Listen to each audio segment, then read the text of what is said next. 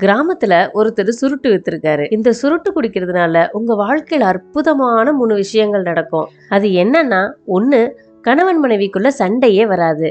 2வது, உங்க வீட்ல திருட்டு பயமே இருக்காது.